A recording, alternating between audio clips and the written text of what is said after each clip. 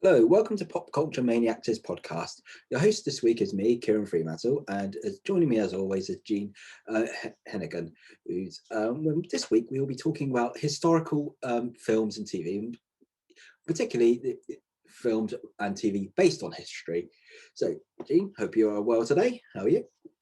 I'm doing well. How are you? Yeah, I'm good. I'm good. So I think I'll lay it right on the outset that I have a particular interest in history, and my degree is in history. So you can guess I have a certain viewpoint about historical accuracy, and obviously certain films I really like, and certain ones that are popular, but I do not like so much.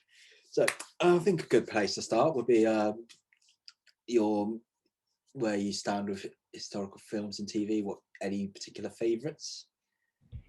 Oh yeah, I gotta say too. One of my majors in college was also history, so we're well matched in that area. Um, I'm always intrigued by a historical film or television show, particularly what kind of angle they take with it, and I think that really determines a lot of how I feel about it. Because if they're going for legitimate historical accuracy and like a real focus on that, like something like 1917, that's really focused on getting you into the mindset of that moment, that's very different to me than something like The Great, which is focused more on, the colors, the feeling, the emotion, kind of satire, look at historical moments in time. So I'm open to both extremes, but I always have to remind myself to put myself in the context of what actually they're trying to get at with the historical story. Yeah, I feel quite similar. I think obviously for me, my interests are sort of like political history, military history, war. So you sort of tell that sort of particular favourites of mine would be like things like Zulu or Waterloo, uh, Longest Day, Bridge Too Far. Lots of, as you can see, lots of war films, and with history, it there's various things about it because obviously you get like certain sides say historical actually doesn't matter, it's not meant to be a documentary, it's meant to entertain, and I would say that there still needs to be a certain responsibility. You have to make sure that there's a certain level actually to make sure there are no misconceptions, because there are plenty of historical films that were also made as propaganda, particularly in certain like Soviet Union. Yeah, absolutely. So yeah, so I think when it comes to say something like the topic of historical accuracy, I think I have two extremes for you: Downfall and Braveheart. That Downfall being great German film about the last few days of the Nazi regime, and the Braveheart, obviously the highly fictionalized version of William Wallace. Oh, Braveheart. Yeah, yeah, and I think we may as well go straight into it because that's the sort of poster boy for historical inaccuracy with it in the film. Because, and obviously, I think as you can tell with me, I have two particular biases. As I say, my history degree and my being English. I yeah, it has it icks me on two fronts. So I think we all know the basic historical inaccuracies. Prim and Nocta was never enforced. English weren't occupying Scotland for 20 years. William Wallace never had an affair with Isabella of France, and secretly fathered Edward, all the English kings afterwards, and all that. And to be honest, I can understand the appeal. Obviously, big story about man from lower stock rising for revenge and rising for freedom. But for a 3 hour film, I find the characterization so one-dimensional from most of the characters, and it is like showing there's no little moral ambiguity, little actual little realism, and it's all like they make every English character be either evil, stupid, or both. Yeah, I mean, I agree with everything. The joke I've heard, with particularly with Mel Gibson and his, great films where he kills all the British, are, they play differently in countries where that was actually a thing.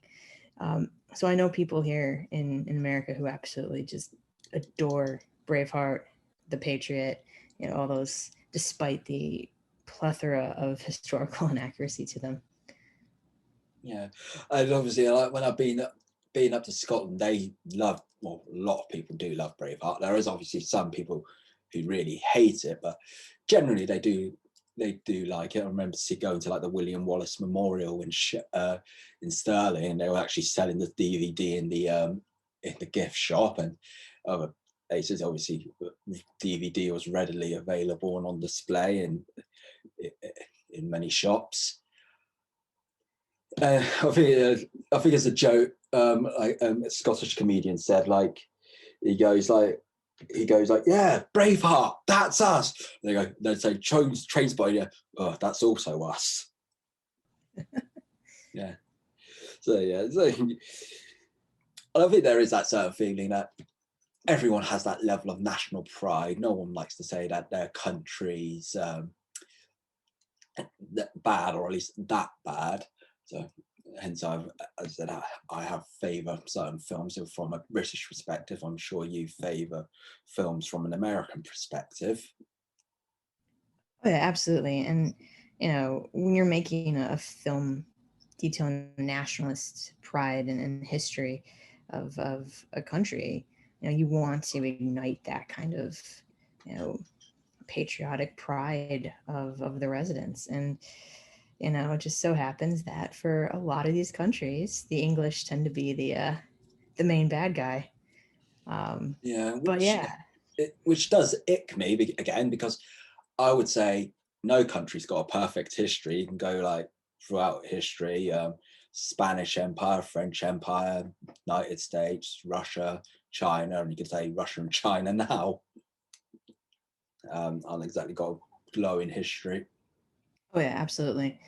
Um, and it may be a bit controversial to say, but I'd really like to see some films that take America to task for some of their more horrific Yeah, historical moments as well. but I think of the way of the American climate at the moment, that would be very difficult, because anything that shows anything too controversial will be attacked by certain groups as anti-American. And hell, they even like showed something like the sort of Trump crowd. They got really upset that First Man didn't even show the planting of the American flag on the moon, despite it being a very, very pro-American film. Oh yeah, absolutely. And I think in America we tend to gloss over some of the less savory aspects of our short history as a country, and we're only just now starting to be allowed to explore um, a lot of the racial issues we've had. And hopefully, as we move forward, we can get into some of the other aspects and really take a look at them in film and television. I would say, like, you could say something like America. You could say how American cinema, you can how something like the Western genre has evolved, because started off like being heroic tales, cowboys versus Indians, all that. Then you got like the revisionist move, which they tried with, so in the 60s and 70s, to show it a bit more bloody, a bit much more moral ambiguity, increasing roles of Native Americans, and then like the 90s, you got films like Dances with Wolves and Last of the Mohicans, which showed more prominent roles for Native Americans, but still obviously being told from a white perspective. So, as you see, as I said, you see the evolution there. Yeah, and one of the positives I've noticed, particularly in the last 3 or 4 years, is that a movie like Dance with Wolves, we saw not a ton of actual native actors in it. There were more white actors portraying native characters, but there's been this push lately, which is I think great, not just in the US, but around the world as well, to have actors of the correct ethnic and racial backgrounds actually portray the characters, which I think should help to make stories themselves more even-handed when you have that kind of influence involved. Yeah, just thinking like, yeah, because I've fairly recently watched Black Narcissus, the original film from 1947. It has Gene Simmons in an role as an Indian character, and you're thinking, yeah, that's casting that wouldn't be allowed to stay. Oh yeah, absolutely. And yeah, sort of, I think with something like I said, Zulu, I absolutely love that film, and but it's got this whole debate around it, like, is it pro-imperial, is it racist? And obviously I think a film like that would not be allowed to be made today. It's certainly not as it is. Obviously, my take on something like Zulu is it's basically the British version of Thermopylae, so small group of men having to fight against a much larger force. And whilst obviously no major African characters, pretty much there are, I think the worst you could say, they were shown in a neutral light. The worst kind, the one where one African guy at the beginning one Zulu tries to grab Witz's daughter. He gets killed for it because it's not very because they're pretty much innocent in the whole affair. Have you ever seen Zulu? I saw part of it my junior year at university when I studied abroad in England. It was we did a British media class where we had to watch British television and films that were important to English folks, and that was part of it. We watched parts of Zulu. Yeah, and like Zulu is particularly popular with Welsh because of the song "Men of Harlech." So, for like football teams, when they come out, they usually play that song or that version of the song. Yeah, it was interesting. It was interesting to see, that, because here in the States we never really studied we don't study a ton of the colonization history of Africa because we weren't involved in most of it. So it's not something that we're really aware of. So it was really my first exposure to that entire war. I think you've actually touched on a good point, because historical interpretation changes from country to country, because I think we've already touched on it, like say the interpretation of countries that were colonized is going to be different to, say, from the colonizers. And think of many countries there, like obviously have different events. Of Germany obviously have a very difficult history because of they have a very difficult view because of obviously World War II, Nazis, and the East-West split. Like France has only sort of fairly recently come to terms with things like sort of the Roundup produced, because they did what I think earlier in the 2000s. They only recently touched it in two films, like called Roundup and Sarah's Key. And I think if we, even with people like in the West who are knowledgeable of history, it's going to be from a sort of Western viewpoint.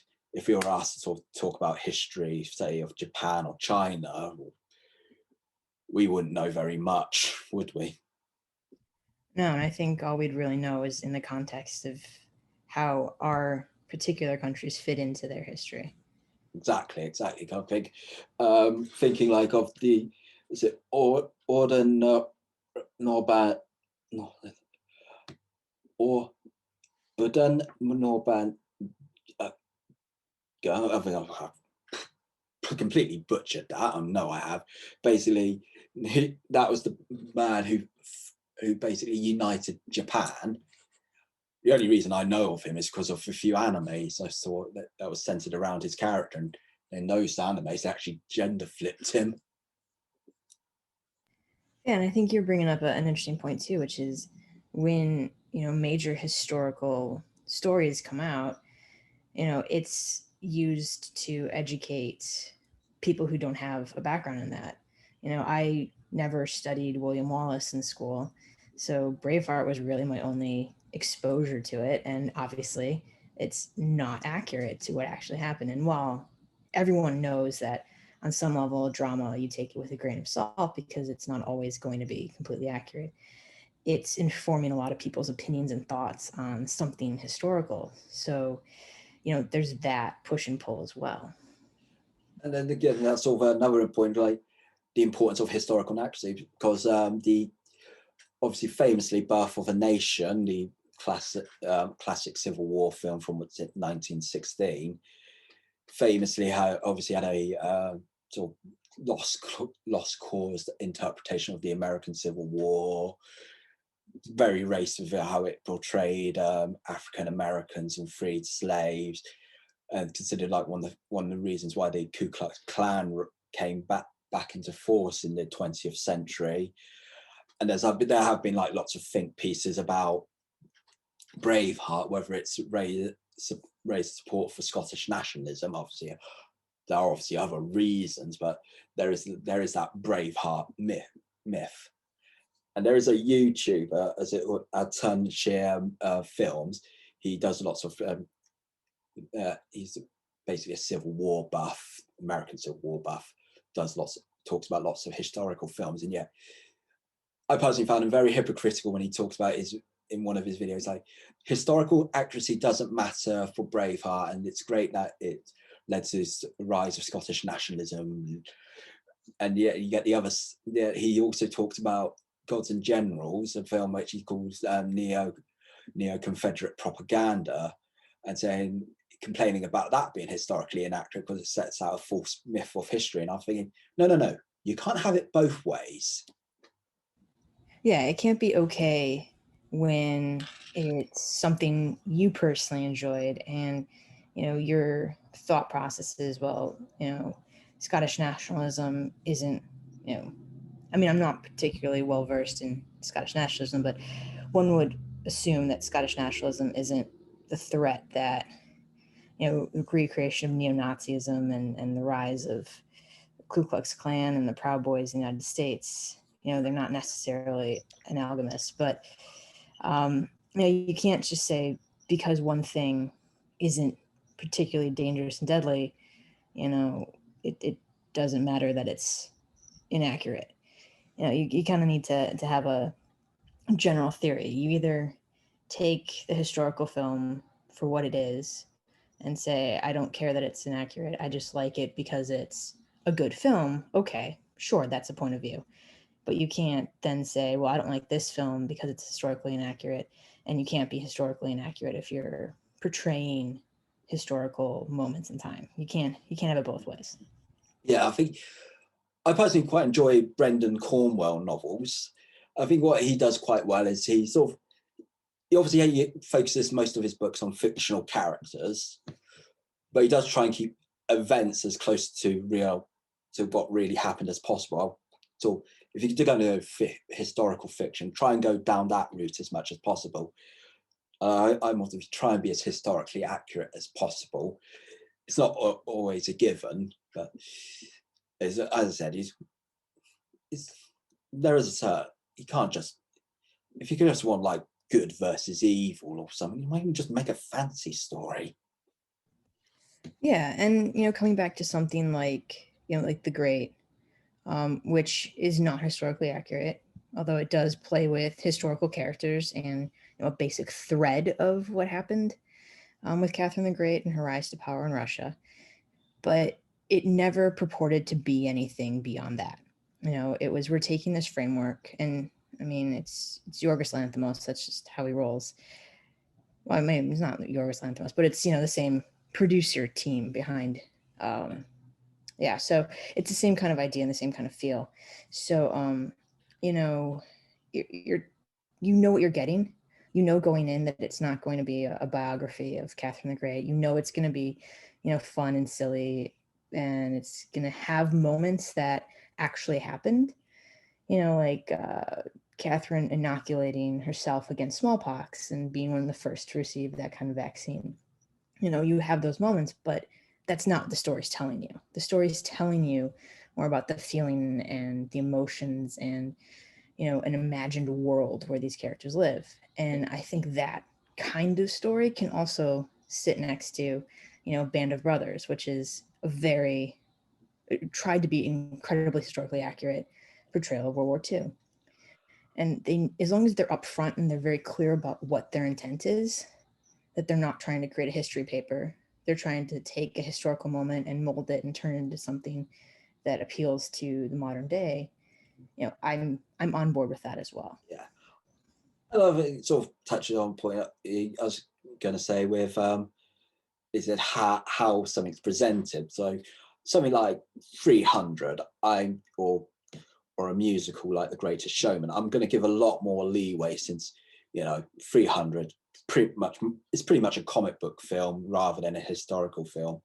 Musicals, because obviously people don't burst out into song in real life. But obviously, like, again, going back to Braveheart, like, it famously opens. Some people say that, may say I'm a liar, but history is written by those who have hung heroes. And you think it's like they made that line just to deliberately annoy people who are into history. Yeah, and that kind of a line, it frankly blurs the line into what you're actually seeing. Like, yes, it's not a documentary, so we know there's going to be some leeway, but it hints that this is the real story that you've never been told before. And I can absolutely see how that can twist. And I think it like the new season of The Crown, all the issues from the palace about putting a disclaimer in front of it saying it's a drama, and that it's not accurate necessarily, and all those things. Nobody sits in The Crown and says, well, this is exactly what happened during the reign of Queen Elizabeth II. Yeah. So it's that same kind of thing. Like, where's the line? And if there's a disclaimer like in Braveheart, or a statement like in Braveheart, where a character alludes to, this is the real story that you haven't been told. Well, that's blurring the line a bit between drama and an actual history. Whereas if you're just presenting it, I trust people to understand the difference, at least on some level. Yeah, I was going to say with The Crown, I think it was more, not so much the palace, because I think the royal family rarely sort of comment on those sort of things. It's their philosophy is never complain, never explain. I think it's more like sort of conservative politicians that are going on about the historical disclaimer. But I'm on the view of The Crown, like, if you're a diehard royalist or a diehard Republican, or abolishing the monarchy, I think your mind's pretty made up. You're not going to need a TV show to tell you one way or the other. And I don't think many people are going to be that influenced by a TV show. Certainly not quite like that. I mean, I will say, there are people here who take it in the States, take it more as a more accurate portrayal than it probably is. But again, we're Americans. We have nothing to do with the British monarchy, so it shouldn't matter what we think. You could have kept it. The number of people who've told me that, it's shockingly high. Yes, obviously. Obviously, also with historical accuracy, it doesn't necessarily, because obviously the difference with like making film and TV, there's also has to be that emotional power. So a scene that I do like that is historically inaccurate, but I think works on an emotional level, is in Bohemian Rhapsody, the scene where he plays his well, I'll say girlfriend. I'm using the term obviously loosely. They play the concert where he, in Brazil, where they sing "Love of My Life" back to Queen, and obviously it's when he obviously coming out scene, and obviously the dates don't match at all, because that concert happened like something like 1985, and when he came out was much earlier, or at least. But I think from an emotional level, it works really well. Yeah, and I'm totally fine with creating emotional beats that aren't quite lined up with historical accuracy as well, because at the end of the day, these are films that need to be driven by their characters, regardless of whether they're historical figures or not. We need those moments that really hit to make the audience buy into the characters themselves. yeah. And admittedly, I'm trying to write a screenplay at the moment about the Boudicca's rebellion in 60 AD or 61 AD. And I'll tell you this, it's very hard. If I never have to read an archaeology book again, that's way too soon. Yeah. Oh yeah. Yeah. So yeah, it's I think when you're doing historical research, there's only so far you can go with like, well, books you can get on Amazon.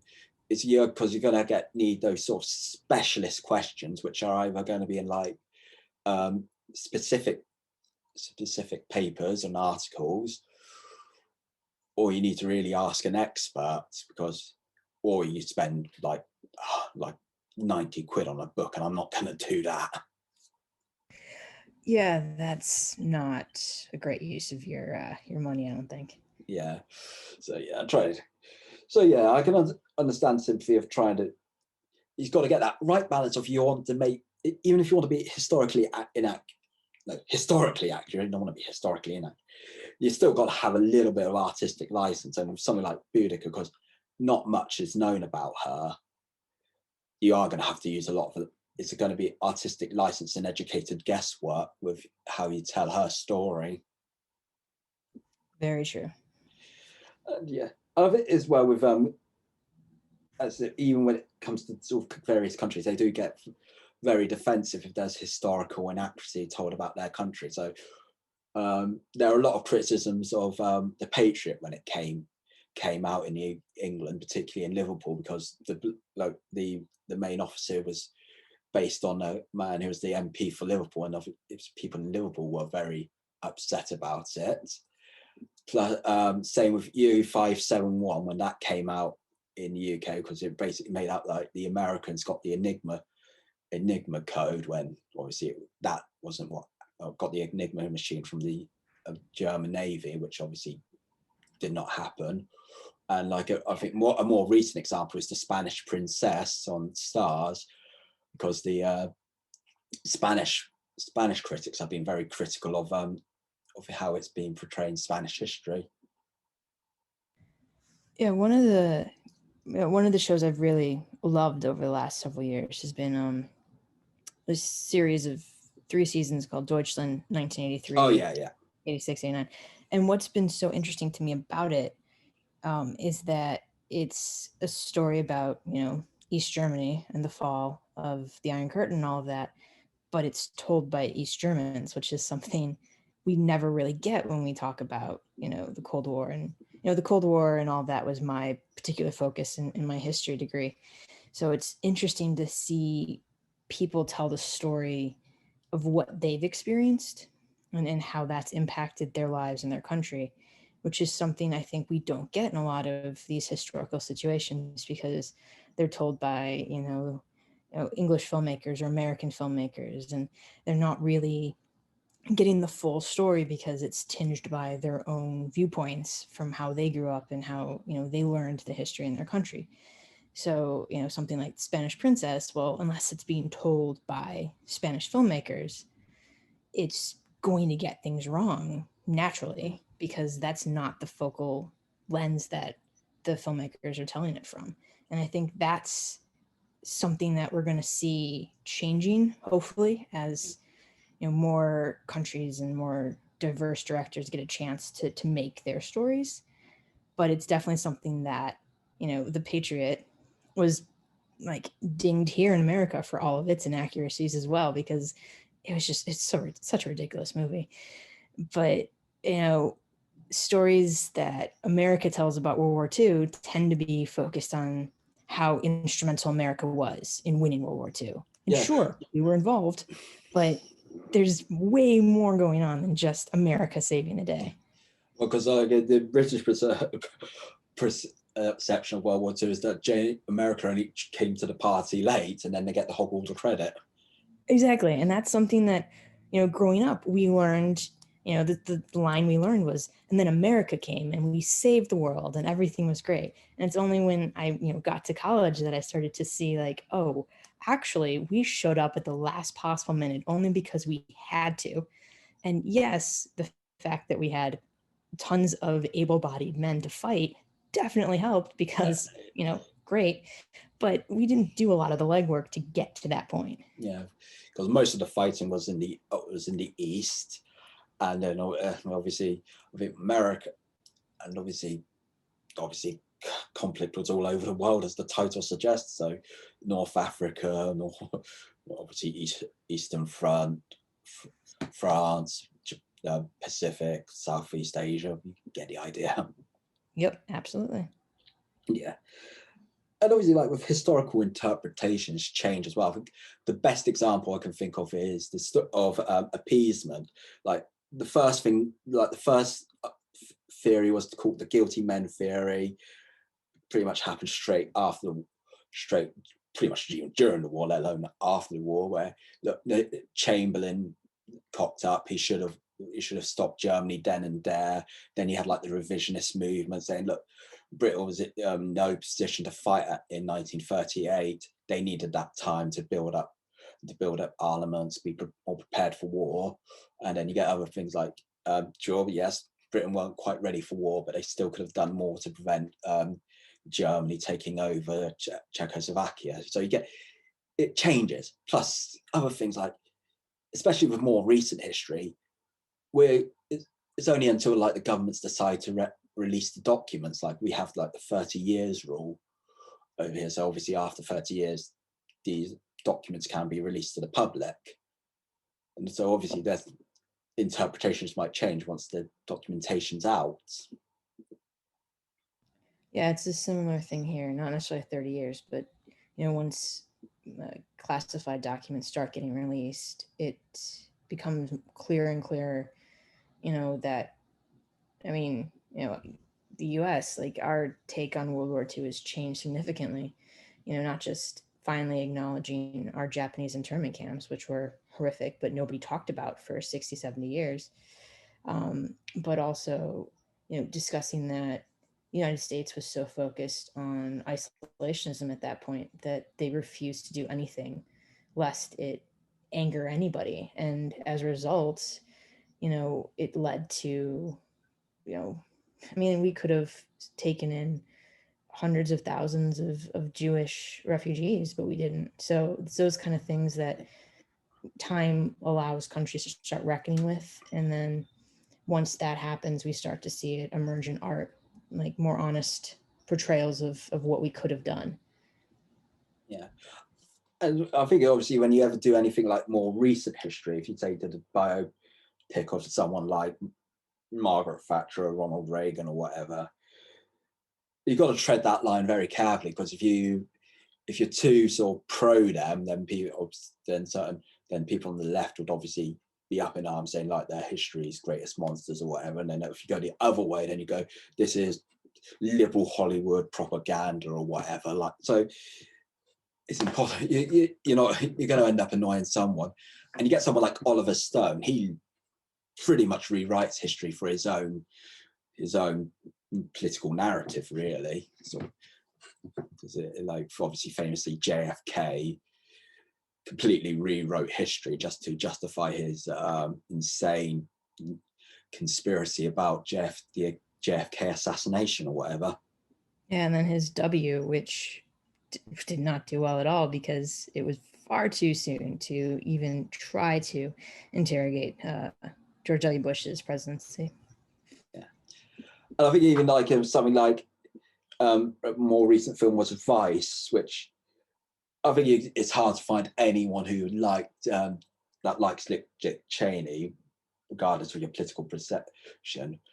But even that was a hatchet job. I know even people of sort of a more liberal viewpoint, even they see Vice as nothing more than a hatchet job. Oh yeah, my most liberal, ardent, super left Democratic friends even said this is just an atrocious film. It's just not good at all. Yeah. So you get on that sort of things. I think with a lot generally, I think some of the better historical films, especially with them with historical accuracy, they tend to tell us sort of a very narrow story. So as I said, already mentioned downfall is set over like a few days, or like something like Waterloo or Gettysburg, something like those sort of great battle films. Again, Gettysburg, so good. Yeah, a very short window of time. You also got kind of, because you could argue like in theory TV might be a better way to make sure that you're historically accurate, but then you can think of lots of TV shows that are not historically accurate at all, like the Tudors, Vikings, which I actually enjoy quite a bit, or loads of things. And I do find it quite funny with a lot of those sort of historical shows when they have obviously they have when they have big time jumps. So like, and if they have children, they obviously suddenly grow up. And I do find it funny, like with Vikings and the Last Kingdom, that they have actors are meant to be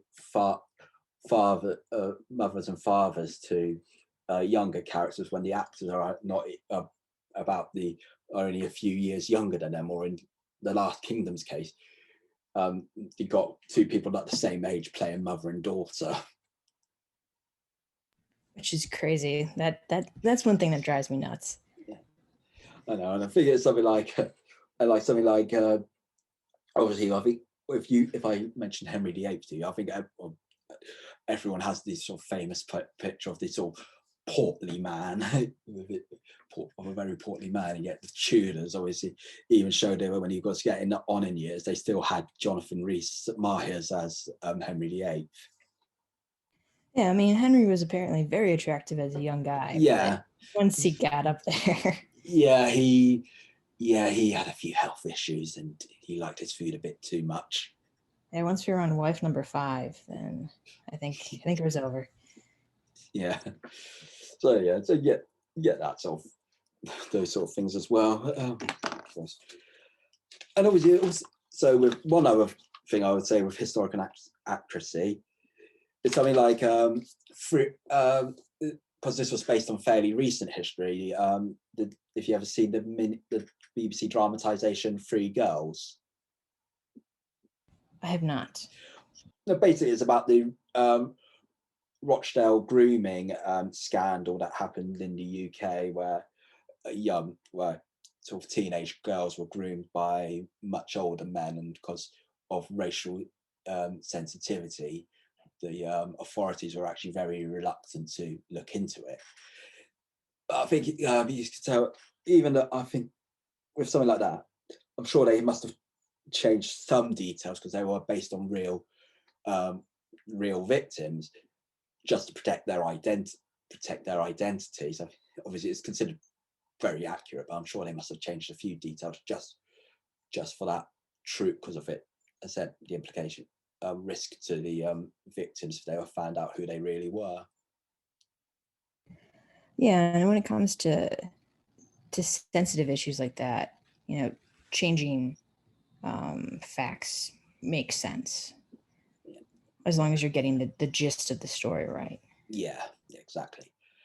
And obviously, I think the other issue is, say, marketability, like The Impossible, which is about the 2004 tsunami in Southeast Asia. Because the family it was based on were Spanish, but they changed them to be English for the film. And I think that's more. I'm sure that was more of a commercial reason than anything else. I mean, everyone knows that if someone's from Europe, they have an English accent. So yeah, exactly. That's how it's meant to be. Yes, but yeah. I mean, you get. So obviously, you do need to have that pinch. You have to take everything with a pinch of salt. Which is true. Yeah, I mean, that comes back to the idea that you have to be aware that on some level it's a dramatization or a comedic interpretation of a historical moment. So that's going to, shade it at least to make it not wholly a documentary. Yeah.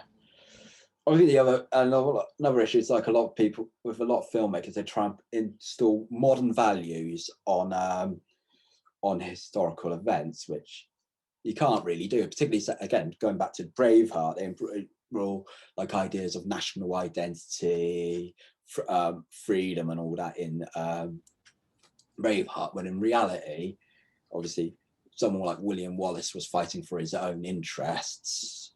Obviously, concept of national identity was nowhere near as developed as it is now. I think you get the idea. Yeah, and that's part of the big Bridgerton conversation that's going on now. Our modern ideas of sex, sexuality, and sexual assault, and what that definition is, are they being superimposed on a historical drama in Bridgerton, or should Bridgerton as a drama, a purely fictional drama, based in historical time period, reflect our current thoughts on all of those things as well? So it's an interesting, discourse to look at. And I personally would say I'm more interested, like, if you're going to be setting things in the past, you may as well try and be a bit more true to what it was like back then, because I would thought that's much more interesting than just saying putting modern values on the past.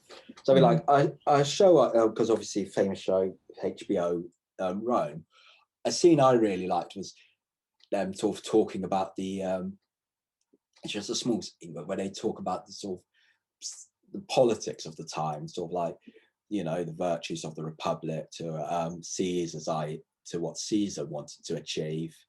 So because it was certainly not much more morally complex there and intriguing than, say, Caesar good, republic bad, or vice versa. Yeah, exactly. And if you want to, look at our current, values, create a modern show, or, do something like The Great that, takes modern thought and modern action and superimposes it, and make it clear that that's what you want to do. But you have to make a choice. You can't have it both ways, and try to interrogate modern thoughts and feelings and emotions about things in a historical context, but then shy away from the conversation later. So you have to make a clear, distinctive decision what you want to do. Yeah, exactly. Also, I was going to, I think with some things, some things do make a good romantic story, but they obviously, if you look deeper, we shouldn't be rooting for them. Like the Battle of Thermopylae, it's obviously from a sheer viewpoint of absolute bravery, like a few thousand Greek soldiers against a much larger Persian force. I think as how they held out for so long in such extraordinary odds. But in reality, obviously, the Spartans are actually very, very cruel. Even Greeks thought they were cruel, and that with the Persians, they're actually probably more tolerant than the Greeks were, because they had things like they allowed local administration of their various territories. Yeah, but that's not the story we're telling. Yeah, but yeah, and as well, I think going back to sort of the historical interpretation things, as we mentioned, like some people now see something like Zulu as problematic, but then you could say, who knows what's going to happen in, say, 20, 30, 50 years for us, what things that we might find acceptable now becomes unacceptable for the people later on. Yeah, absolutely. It's a moving target, as we grow and change as a culture across the world.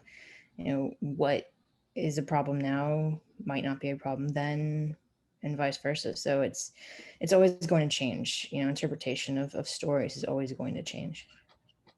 As I said, with me, when it comes to like historical films and TV, I generally like a bit of complexity. I don't like rarely in life there are good people. People are 100% good, 100% bad. Everyone's flawed. There's usually a mixed picture. You can think of tons of films and TV shows of where they do actually show that. Something like Black Book, like it was about a Dutch woman having to sort of become like a double agent, infiltrate the Nazis just before the Allies come and liberate liberate the Netherlands, and things like she had, you know, you had like the good Nazi, and you had like people collaborators within the Dutch, within Dutch society. So, like I said, not not a clear picture. Or something like, one of my favourite films is Schindler's List. What I do love about, because obviously the character of Schindler was, he was a ruthless capitalist. He only went to Poland just to make, just to try and make money. He only hired, well, when I say hired, I'm using that term very loosely. He only had Jewish workers because they were a lot cheaper than Polish workers. He only acted when he saw the liquidization of the ghettos, because realized he was just had to realize, you realize that they had to do something, because he had a certain level of morality.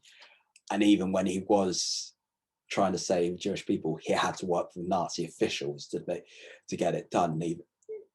Even if it's just to try and trick them, he had to play along.